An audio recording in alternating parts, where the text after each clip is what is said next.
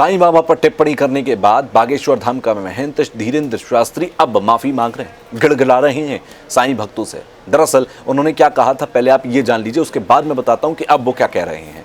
उन्होंने कहा था कि साईं बाबा कभी भी भगवान नहीं हो सकते। साईं भक्त जो भगवान मानते हैं साईं बाबा को, वो बिल्कुल गलत है, क्योंकि साईं संत हो सकते हैं, साईं महंत हो सकते हैं, साईं सदगुरु हो सकते हैं, गुरु हो सकते हैं, कल्प पुरुष हो सकते हैं, लेकिन वो भगवान नहीं हो सकते। अब साईं भक्तों के लिए साईं बाबा भगवान है, क्योंकि साईं बाबा ने जीते जी ये कहा कि मैं भगवान नहीं हूँ, सबका मालिक एक। लेकिन साईं भक्त ये मानते हैं क्योंकि साईं बाबा ने सही रास्ता दिखाया, और क्योंकि दो बातें आपको सनातन धर्म सिखाता है, गुरुर ब्रह्मा गुरुर विष्णु गुरुदेव महेश्वरा, गुरु साक्षात परम ब्रह्म तस्मै श्री गुरुवे नमः। अगर इस बात को आप सच मान लें तो गुरु ही ईश्वर है, और अगर गुरु ईश्वर है तो साईं बाबा भगवान क्यों नहीं है? ये साईं भक्तों का तर्क है। अब दूसरी तरफ मैं आता हूँ, बागेश्वर धाम के महंत ये कहते हैं कि भगवान सिर्फ एक है, ये सब जितने भी हैं जो धरती पर जन्मे ये गुरु महंत हो सकते हैं, ये गुरु हो सकते हैं आपके। अब इस बात को लेकर जब बवाल बड़ा और वायरल हुआ, जब आप लोगों ने इस पर अपनी टिप्पणी रखना शुरू की, सोशल मीडिया पर लोग इस पर अपने कमेंट करने लगे, तो पल्ला साईं भक्तों का भारी होने लगा।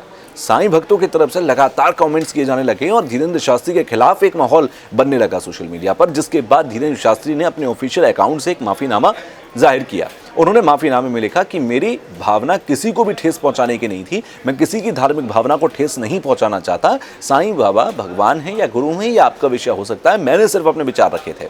मैं माफी मांगता हूं अगर किसी की भावनाओं को भी ठेस पहुंची है तो मैं खेद प्रकट करता हूं। ये धीरेन्द्र शास्त्री की तरफ से कहा गया।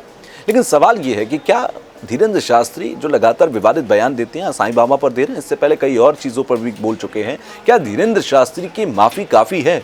क्या वो माफ़ी मांग लेंगे और साईं भक्त उन्हें माफ़ कर देंगे? ये आपको लगता है?